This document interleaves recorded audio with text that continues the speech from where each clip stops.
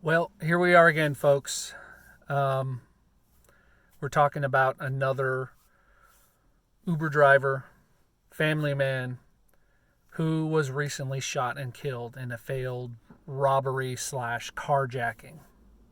Joseph Schelstraete was 38 years old, and he had 3 young children. He was out driving his Ford Focus in Cicero, Illinois, at around 7:30 p.m. It appears he was picking up a ride, but the details are kind of sketchy on that. There's some surveillance camera footage that it looks like they're going to be able to use. There were witnesses to the carjacking and the murder of this man. So what is happening here is we have young people, and many of the articles say a boy. They're not releasing his name or his age. This is very, very tragic, and it happens too frequently. And first of all, I need to offer my condolences to Joseph's family. His kids are going to have to grow up without a father now.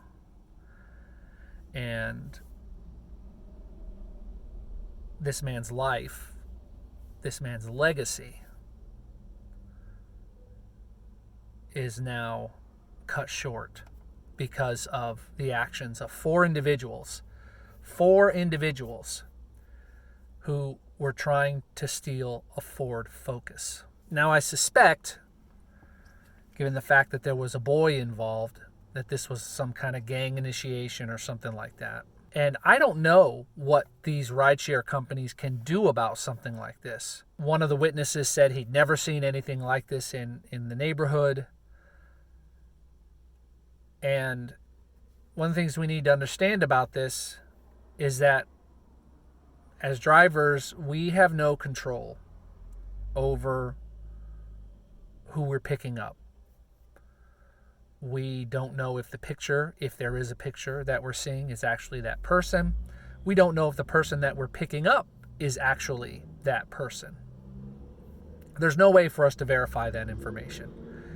And Uber has not taken steps to make sure that passengers' information is verified.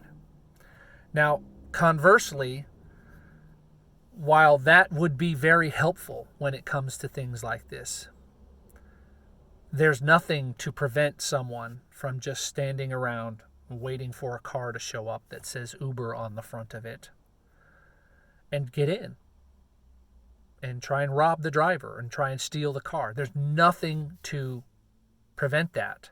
However, I do think it's important that these rideshare companies, that these delivery companies take the necessary steps to protect the drivers as much as possible.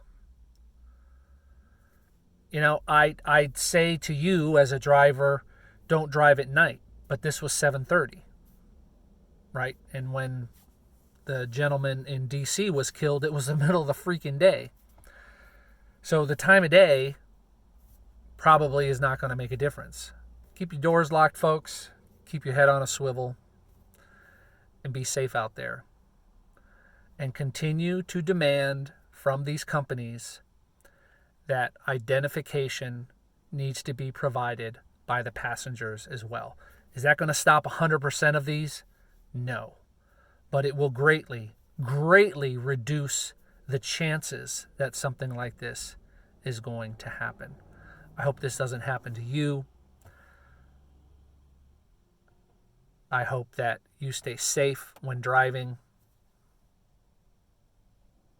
And I hope that Joseph's family can find some closure and some justice in this senseless, evil crime.